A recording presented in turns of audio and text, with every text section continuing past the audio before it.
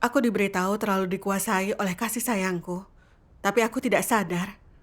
Aku merasa mampu menerapkan prinsip terhadap keluargaku. Bagaimana bisa aku begitu? Bagaimana kau bisa tahu jika kau terlalu dikuasai emosi? Sebenarnya, ruang lingkup emosi cukup luas. Dan ini bukan hanya tentang memperlakukan orang yang kita kasihi. Bersikap memihak dan memanjakan orang yang kita kenal dan sukai, dan melindungi orang yang mendukung kita. Hal itu mengarah pada dikuasai oleh kasih sayang kita.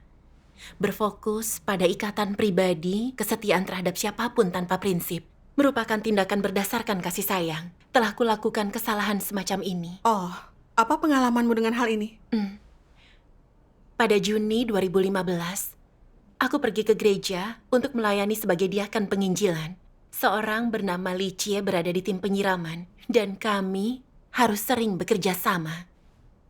Kami seumuran dan menjalani kehidupan yang sama dan punya kepribadian yang serupa. Kami sama-sama ditindas oleh suami kami. Kami punya banyak kesamaan. Kami berdua sangat akrab. Selain itu, aku orang baru di gereja itu, jadi tak mengenal jemaat lain dan punya banyak tantangan dalam tugasku. Dia bersekutu denganku dan membantuku dengan sangat antusias. Dan aku selalu ada untuknya saat dia ada masalah dalam hidupnya. Seiring waktu, kami mulai sering menceritakan perasaan terdalam kami. Kami merasakan hubungan yang nyata dan sangat akrab. Lalu, aku terpilih sebagai pemimpin gereja dan tak lagi sering berhubungan. Beberapa bulan kemudian, ku dengar beberapa saudara-saudari menyinggung tentang masalah Licie. Iya, masalah macam apa itu? Mereka berkata dia sangat congkak, dan saat orang lain punya masalah, dia bukan hanya tak sabar, tapi selalu memarahi dan meremehkan mereka. Mereka merasa terkekang olehnya. Pemimpin menunjukkan masalah ini padanya, tapi dia menolak menerimanya dan bersikap kasar. Dia menjadi sangat mengganggu dalam pertemuan itu. Dia tak mau menerima persekutuan orang lain, tapi hanya menyalahkan orang lain. Ya, dia menolak menerima kebenaran atau mengenal dirinya. Iya. Semua orang bilang dia tak punya pekerjaan roh. Persekutuannya kacau dan membingungkan. Dan terkadang dia menjatuhkan orang lain. Dia tak menyirami pendatang baru dengan baik selama beberapa bulan. Saat mendengar semua ini, aku tahu dalam hatiku bahwa dia tidak layak lagi untuk tugas penyiraman. Beberapa rekan sekerja menyarankan agar dia diganti, agar pekerjaan gereja tidak tertunda. Aku sangat tidak nyaman dengan hal itu. Aku tidak ingin memberhentikannya. Kau sedang memikirkan hubunganmu. Iya. Licie adalah teman pertamaku saat baru datang ke gereja. Dan dia sangat membantuku. Kami punya hubungan yang sangat baik. Jadi jika aku menyetujuinya, aku takut dia akan berpikir aku kejam. Dia sangat peduli dengan ketenaran, jadi bukankah dia akan sedih jika dia diberhentikan? Saat memikirkan itu, aku tak tega memberhentikannya. Aku beralasan bahwa kinerja Licie baru-baru ini tidak baik, tetapi itu bukan sepenuhnya kesalahan dia. Para pendatang baru yang dia sirami lambat memahami. Wajar jika kinerjanya tidak baik. Lagi pula, dia seorang yang rajin dan juga pekerja keras. Jika kita memberhentikannya, akan butuh waktu lama untuk menemukan pengganti yang baik. Jadi lebih baik mempertahankan dia. Beberapa rekan sekerja ragu-ragu saat mendengar alasanku. Mereka dengan enggan setuju untuk mempertahankannya dalam tugas itu untuk saat ini, sambil mencari pengganti. Aku menghela napas lega. Tapi aku juga berpikir, meskipun dia belum diberhentikan saat ini, dia tetap harus diberhentikan saat ada pengganti yang baik. Mungkin jika aku membantunya, kinerjanya bisa meningkat dan dia tidak harus diberhentikan. Malam itu, setelah pertemuan, aku langsung pergi ke rumah Licie dan membahas tentang alasan mengapa kinerjanya kurang baik dan tentang masalah dalam tugasnya. Apakah dia mau menerima? Dia tidak punya kesadaran diri dan hanya berdalih. Aku cukup kesal melihatnya bertingkah seperti itu. Setelah itu, aku bersekutu lebih banyak untuk membantunya meningkatkan tugasnya. Tapi kinerjanya tidak pernah meningkat. Itu menimbulkan banyak kecemasan bagiku. Dalam beberapa waktu, pemimpin menulis surat kepadaku menanyakan tentang perubahan tugas Licie. Hanya ku jawab seadanya dengan mengatakan, belum ketemukan pengganti yang baik. Licie terus menolak untuk menerima nasihat, dan dia berhubungan dengan saudari yang berisiko ditangkap saat polisi bisa saja sedang mengawasi. Aku tak punya pilihan selain memberhentikannya dari tugasnya. Kemudian gereja memintaku memimpin pekerjaan penginjilan, dan aku teringat Licie yang duduk di rumah menderita tanpa tugas untuk dilakukan. Dia begitu termotivasi dalam pekerjaan penginjilan. Ini kesempatan besar untuk membuatnya mulai bertugas lagi. Kukemukakan gagasan itu dalam pertemuan rekan sekerja. Berkata, dia punya pengalaman dan kelebihan dalam pekerjaan semacam itu. Dia tahu dia telah berbuat salah dan menyesalinya. Kita harus memberinya kesempatan untuk bergabung dengan tim penginjilan. Lalu, semua rekan kerja setuju dengan hal itu. Ya, sudahkah dia bertobat? Aku terkejut saat tak lama kemudian ku dengar laporan dari saudara-saudari. Sebelumnya, dia punya masalah dengan diaken penginjilan. Jadi dalam pertemuan, dia terus berbicara tentang diaken itu yang telah menindas dirinya sebelumnya dan dia terus mengungkitnya.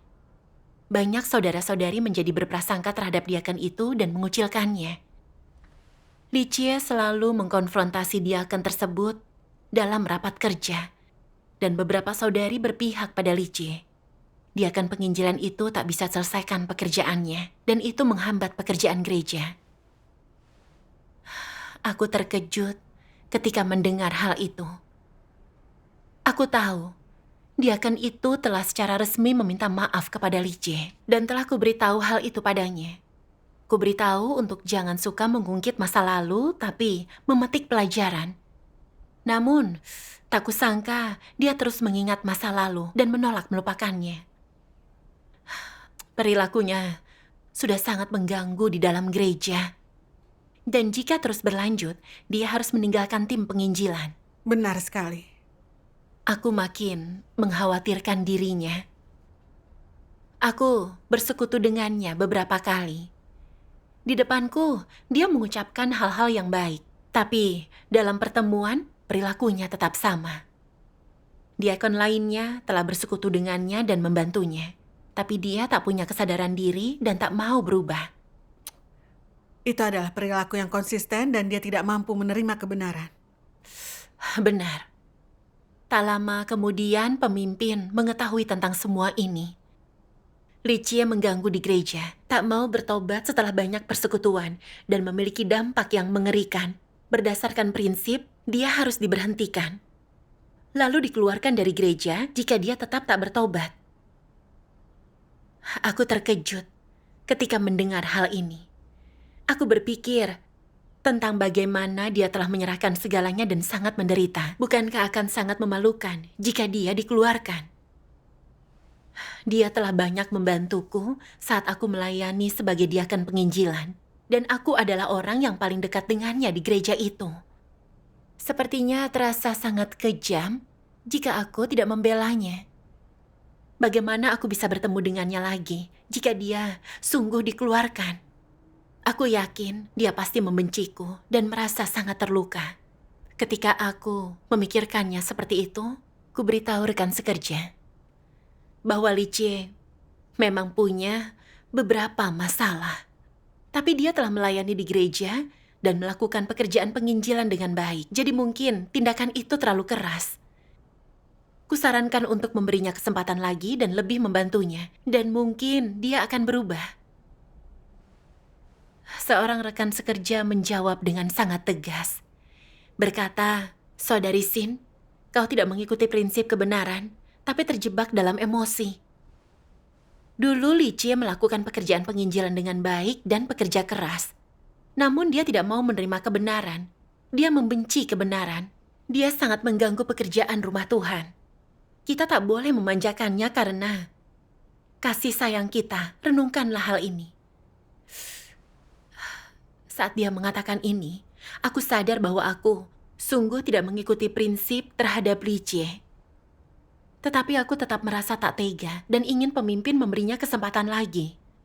Dalam perjalanan pulang dari pertemuan, aku merasa sepertinya dunia berputar. Dan aku takut untuk membuka mata, bahkan tak sanggup berjalan. Lalu aku duduk di tepi jalan dan menyadari ini mungkin Tuhan yang mendisiplinkan diriku. Aku memanjatkan doa dalam hati. Saat itu, beberapa firman Tuhan muncul dengan jelas di benakku. Tuhan berfirman, saat orang menyinggung Tuhan itu mungkin bukan dikarenakan oleh satu peristiwa atau satu hal yang mereka katakan, tapi dikarenakan oleh sikap yang mereka anut dan keadaan yang sedang dialami. Ini adalah hal yang sangat menakutkan. Firman dari Tuhan ini membuatku takut. Aku sadar aku pasti telah menyinggung watak Tuhan. Aku mulai merenung dan menyadari bahwa sejak pemimpin itu berkata Licie harus kuberhentikan dan biarkan dia merenungkan dirinya, aku tak memikirkan kepentingan rumah Tuhan. Aku terus saja membela dia. Tuhan tidak punya tempat di hatiku, dan aku telah menyinggung dia. Iya. Aku segera berdoa kepada Tuhan, mengakui bahwa aku salah dan berharap untuk merenungkan diriku sendiri. Kemudian setelah berdoa, dengan enggan aku pulang ke rumah. Setibanya di rumah, aku membaca bagian firman Tuhan lainnya. Akan kubacakan. Baiklah. Tuhan berfirman, sebagian orang memiliki natur yang sangat sentimental.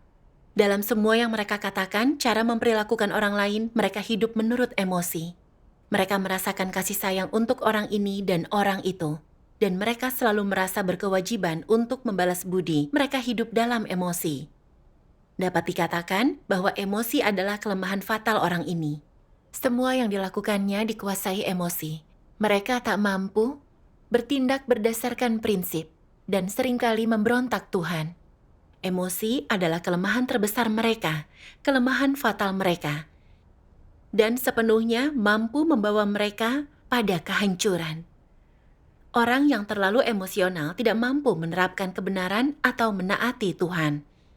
Mereka disibukkan oleh kedagingan, kebodohan, dan kebingungan. Sudah menjadi natur mereka untuk menaruh keyakinan yang sangat besar pada perasaan. Mereka hidup menurut emosi mereka. Aku sangat tersentuh ketika membaca bagian ini, dan aku tak mampu menahan air mataku. Aku sadar telah sungguh dikuasai oleh perasaanku terhadap orang lain, bahwa itu adalah titik lemahku, kelemahanku yang mematikan. Licie sangat siap dan bersedia membantuku, sehingga aku merasa sangat tertarik kepadanya. Dan seiring waktu, dia menjadi belahan jiwaku. Emosiku terpengaruh setiap kali ada sesuatu yang melibatkannya, selalu mengkhawatirkan perasaannya dan memihaknya. Aku tak mampu menerapkan prinsip dengan adil. Aku tahu bahwa dia tidak melakukan tugasnya dengan baik, dia malah mengganggu. Lebih merugikan daripada bermanfaat dan harus segera diberhentikan. Namun karena ikatan kami yang kuat, aku takut dia kehilangan tugasnya atau dikeluarkan dari gereja. Jadi aku mengikuti emosiku, mencari berbagai macam alasan untuk meyakinkan orang lain agar mempertahankannya. Bahkan ingin membantu meningkatkan kinerjanya agar dia bisa mempertahankan kedudukannya. Jika bukan karena ikatan yang kami punya, aku pasti tak banyak angkat bicara untuknya. Aku pasti telah memperlakukan yang lainnya berdasarkan prinsip. Pada saat itu aku sadar bahwa dalam tugas aku telah dikuasai sepenuhnya oleh perasaan sayang. Mendukung dan memanjakannya di setiap kesempatan tanpa memedulikan prinsip. Aku tak pikirkan pekerjaan atau kepentingan rumah Tuhan. Tetapi berbicara dan bertindak sepenuhnya berdasarkan perasaanku sendiri. Aku membaca firman Tuhan lebih banyak, yang makin membuka mataku terhadap masalah ini. Mari kita saksikan videonya. Baiklah.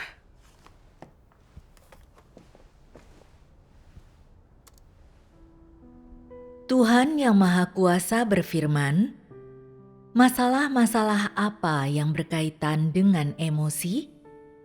Yang pertama adalah bagaimana engkau mengevaluasi keluargamu sendiri, bagaimana engkau bereaksi terhadap hal-hal yang mereka lakukan.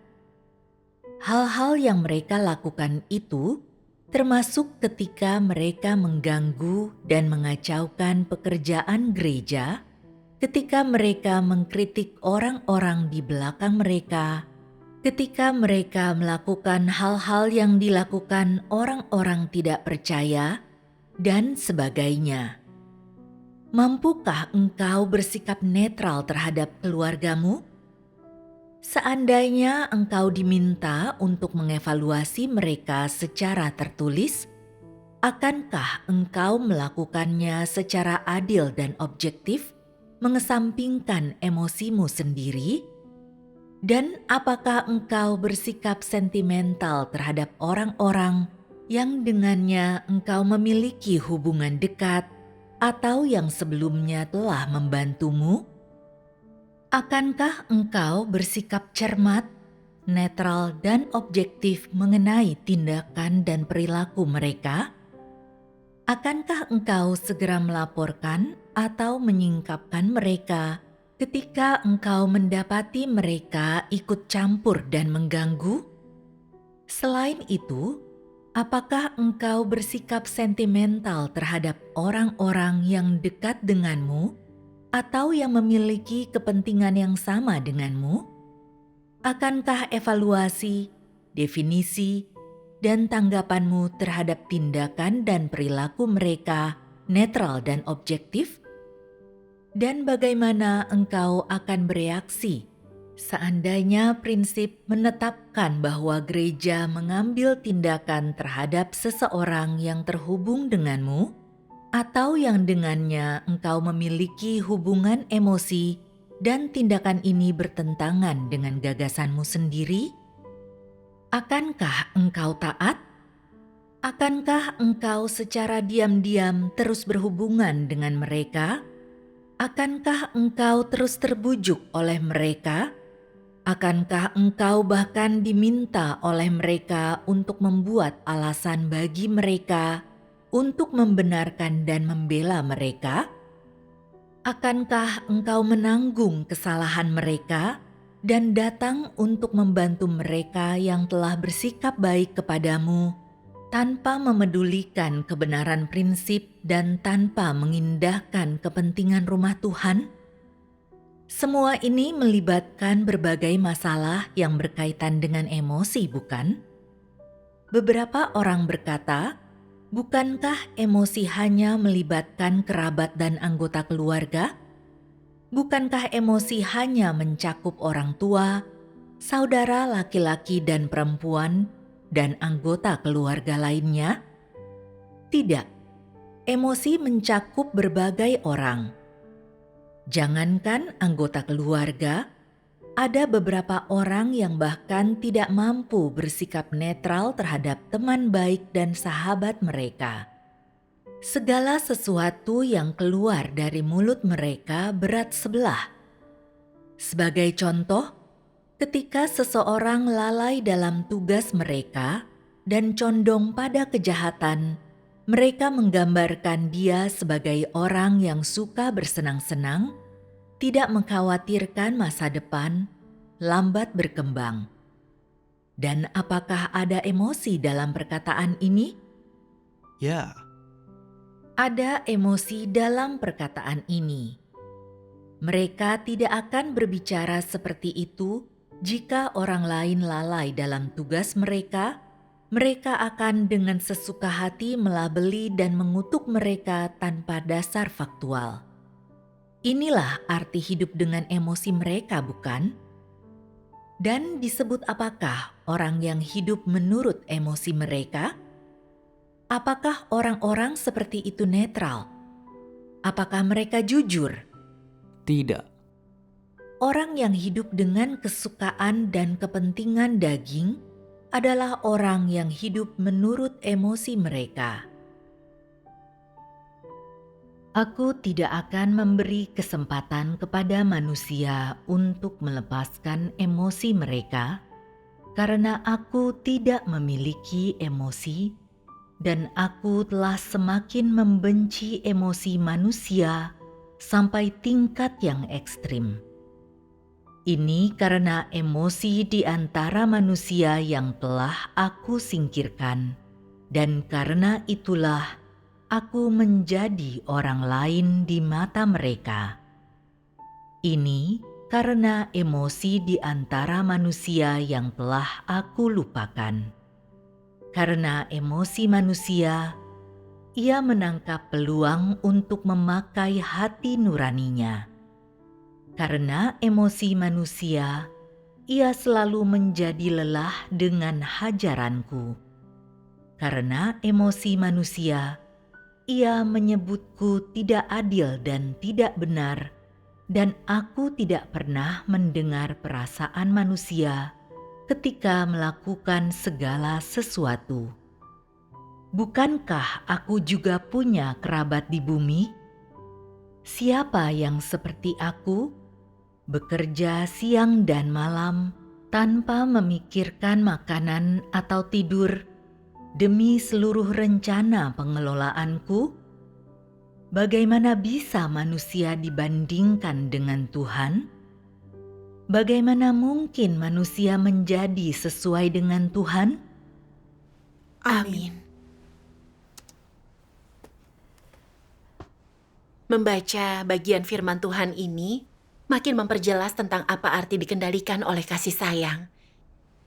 Dan Tuhan membenci hal ini dalam diri manusia. Itu membuat kita melanggar prinsip kebenaran, melakukan kejahatan, dan menentang Tuhan. Benar. Tuhan mengangkatku menjadi seorang pemimpin. Tapi dalam menangani orang lain, aku tak mau menerapkan kebenaran atau adil kepada mereka.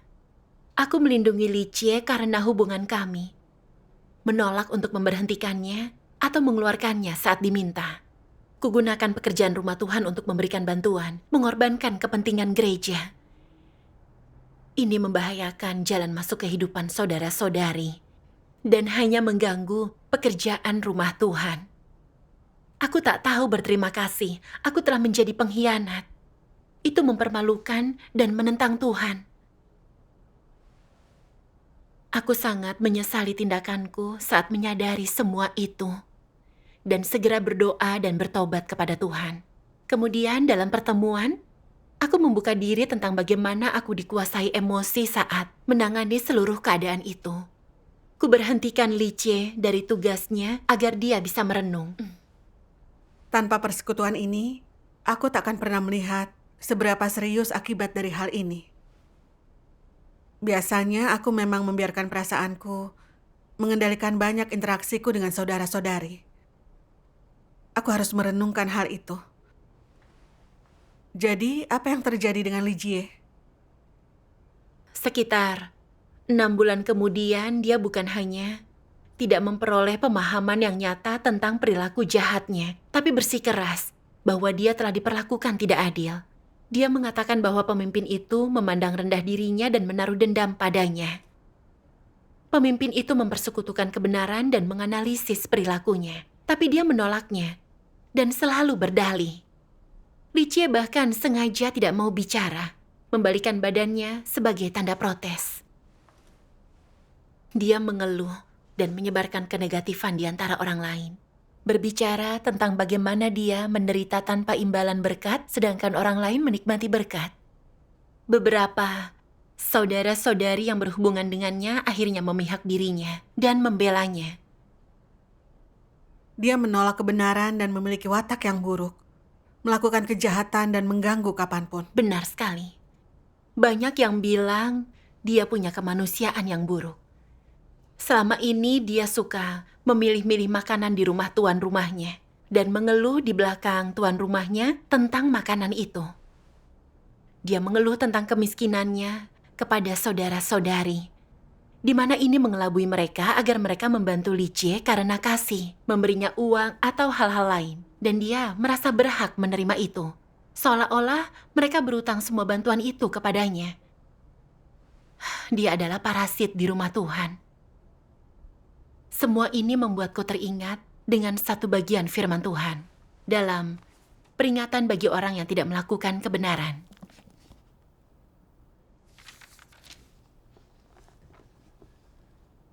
Tuhan berfirman, mereka yang menyebarkan omongan beracun dan jahat di dalam gereja, mereka yang menyebarkan rumor, kegaduhan, dan membentuk kelompok-kelompok eksklusif di antara saudara-saudari, mereka haruslah diusir dari gereja. Namun karena saat ini adalah masa pekerjaan Tuhan yang berbeda, orang-orang ini dibatasi sebab mereka pasti menghadapi penyisihan. Semua orang yang telah dirusak oleh iblis memiliki watak yang rusak. Beberapa orang semata-mata punya watak yang rusak, sementara beberapa orang lainnya berbeda. Mereka bukan saja punya watak iblis yang rusak, tapi natur mereka juga luar biasa jahat. Bukan saja perkataan dan perbuatan mereka menyingkapkan watak iblis dan rusak mereka, lebih dari itu, orang-orang ini adalah iblis si setan yang asli. Perilaku mereka mengganggu dan mengacaukan pekerjaan Tuhan, menghalangi jalan masuk saudara-saudari ke dalam kehidupan, dan menghancurkan kehidupan bergereja yang normal. Cepat atau lambat, serigala-serigala berbulu domba ini harus disingkirkan. Sikap yang tak kenal ampun, sikap penolakan harus diterapkan atas para kaki tangan iblis ini. Hanya inilah artinya berdiri di pihak Tuhan. Dan mereka yang gagal melakukannya sedang berkubang dalam lumpur bersama iblis. Amin. Bagian firman Tuhan ini memberiku lebih banyak kepekaan terhadap Licie. Dia menolak menerima kebenaran, mengganggu dan mengkritik tanpa memainkan peran positif. Orang jahat yang mengacaukan kehidupan bergereja kita. Saat dia dikritik dan kehilangan tugasnya, dia tidak pernah bertobat. Tapi merasa tak puas mengeluh tentang pemimpin dan mengganggu kehidupan bergereja. Orang yang membenci kebenaran, pendendam, agresif, dan jahat semacam itu takkan pernah bisa diselamatkan. Benar. Dia hanya bisa mengganggu pekerjaan gereja. Seperti rubah di kandang ayam yang mengamuk dan memakan ayam. Orang jahat harus disingkirkan agar pekerjaan rumah Tuhan berlanjut dan kita dapat menjalani kehidupan bergereja yang normal. Tuhan itu benar dan kudus. Dia menyelamatkan orang-orang yang mencintai kebenaran, bukan pelaku kejahatan. Iya. Orang jahat pada dasarnya membenci kebenaran dan tak mau sungguh bertobat walau ada kesempatan. Meskipun orang yang mencintai kebenaran dapat menyingkapkan kerusakan, mengganggu dan mengatakan beberapa hal yang menghakimi, tapi setelahnya mereka dapat merenungkan diri dan menerima penghakiman dan hajaran firman Tuhan, serta bertobat dan berubah. Gereja memberi Licie banyak kesempatan, tapi dia tidak pernah bertobat. Dia malah meningkatkan serangan dan gangguannya. Dia pada dasarnya orang jahat. Dia harus dikeluarkan berdasarkan prinsip-prinsip gereja. Sebagai pemimpin gereja, aku tahu aku harus bersekutu dengan orang lain untuk menyingkapkan kejahatannya dan menulis namaku di dokumen pemberhentiannya. Aku masih merasa enggan untuk melakukan hal ini. Aku khawatir dia akan terpuruk jika sungguh dikeluarkan dari gereja. Aku berdoa kepada Tuhan setelah memikirkan hal ini dan memohon Dia agar membimbingku untuk mengatasi emosiku. Lalu kubaca bagian ini dalam firman Tuhan. Dalam Tuhan dan manusia akan masuk ke tempat perhentian bersama-sama. Baiklah. Akan kubacakan. Baiklah. Siapakah iblis? Siapakah setan-setan? Dan siapa lagi musuh Tuhan? Kalau bukan para penentang yang tidak percaya kepada Tuhan. Bukankah mereka orang-orang yang tidak taat kepada Tuhan? Bukankah mereka orang-orang yang mengaku beriman tapi tak punya kebenaran? Bukankah mereka orang-orang yang hanya mencari berkat tapi tak mampu menjadi kesaksian bagi Tuhan? Engkau masih bergaul dengan setan-setan itu sekarang dan memiliki hati nurani dan kasih terhadap mereka. Bukankah ini menawarkan niat baikmu kepada iblis? Bukankah engkau sedang bersekutu dengan setan-setan? Jika orang pada zaman sekarang masih tak dapat membedakan yang baik dan yang jahat, dan terus menjadi penuh kasih dan penyayang, tanpa berniat mencari kehendak Tuhan atau mampu dengan cara apapun, menyimpan maksud-maksud Tuhan sebagai milik mereka, maka akhir hidup mereka akan menjadi lebih buruk. Siapapun yang tidak percaya kepada Tuhan dalam daging adalah musuh Tuhan. Jika engkau punya hati nurani dan kasih terhadap musuh, bukankah itu berarti engkau tak punya kebenaran? Jika engkau sesuai dengan mereka yang kubenci dan kulawan, dan tetap punya kasih dan perasaan pribadi terhadap mereka, bukankah itu berarti engkau tidak taat? Bukankah engkau dengan sengaja menentang Tuhan? Apakah orang semacam itu punya kebenaran? Jika orang punya hati nurani terhadap musuh, kasih kepada setan-setan, dan belas kasihan kepada iblis, bukankah itu berarti mereka dengan sengaja mengganggu pekerjaan Tuhan? Amin. Aku merasa sangat bersalah saat membaca bagian firman Tuhan ini. Aku sadar Licie adalah pembuat onar, pengganggu dalam pekerjaan yang tak akan pernah bertobat. Seorang pelaku kejahatan yang pada dasarnya membenci kebenaran. Tapi aku tetap memanjakannya, selalu ingin mempertahankan dirinya di dalam gereja. Aku membiarkan orang jahat merugikan pekerjaan gereja, berdiri di pihak iblis, melawan Tuhan. Kuikuti falsafah iblis. Darah lebih kental daripada air. Manusia bukan benda mati, tak bisa bebas dari emosi. Selama ini, aku selalu menghargai hubungan dengan orang lain. Kupikir hanya itu cara menjadi manusiawi, menjadi orang baik. Kupikir hal lainnya itu kejam dan aku pasti ditolak oleh orang lain. Itu benar-benar menggelikan bagiku. Falsafah duniawi itu terlihat benar dan sejalan dengan gagasan manusia. Tapi semua itu bertentangan dengan kebenaran. Benar. Jika kita bersikap sentimental dan penuh kasih terhadap orang lain, itu adalah cara yang bodoh untuk mengasihi orang lain dan itu tidak berprinsip. Benar. Tuhan menuntun kita memperlakukan orang dengan prinsip, mengasihi saudara-saudari, dan punya hati nurani dengan Tuhan, menolak pelaku kejahatan, orang tidak percaya, setan, dan iblis. Bukankah bersikap sentimental dengan orang-orang semacam itu bodoh dan bebal? Benar. Kasih semacam itu tak punya kepekaan dan prinsip. Itu muncul dari kebodohan. Itu tak hanya menyesatkan kita, tapi mengikuti pelaku kejahatan sungguh dapat merusak pekerjaan rumah Tuhan. Syukur kepada Tuhan, pemahamanmu bagus. Kita tidak boleh dipengaruhi oleh emosi kita. Tapi harus jelas kepada siapa kita dapat menunjukkan kasih dan siapa yang harus kita tolak. Kita harus berprinsip. Benar. Aku menyadari telah hidup menurut falsafah iblis, dan itu sangat bodoh, sangat tidak bermartabat. Aku tahu Licie tak mau menerima kebenaran bahwa dia pelaku kejahatan yang mengganggu gereja dan harus disingkirkan. Namun aku terjebak dan terhalang oleh kasih sayangku. Aku memanjakannya berulang kali. Bagiku itu menyakitkan dan melelahkan. Tetapi yang lebih penting, aku tak menerapkan kebenaran yang kupahami. Aku sedang menentang Tuhan. Aku menikmati kasih karunia dan keselamatan Tuhan, tetapi menentang Dia, melindungi iblis dan pelaku kejahatan. Aku tak punya hati nurani dan nalar. Akhirnya menjadi jelas bagiku bahwa dikuasai oleh emosi berarti mengkhianati Tuhan dan kebenaran. Kemudian aku merenungkan, Tuhan telah melakukan banyak pekerjaan dalam diriku dan telah membayar harga yang mahal. Aku belum membalas kasih Tuhan, tapi malah berdiri di pihak iblis menentangnya. Aku penuh penyesalan dan rasa bersalah ketika memikirkannya seperti itu. Setelah itu, aku membaca satu bagian firman Tuhan dalam perenunganku. Akan kubacakan.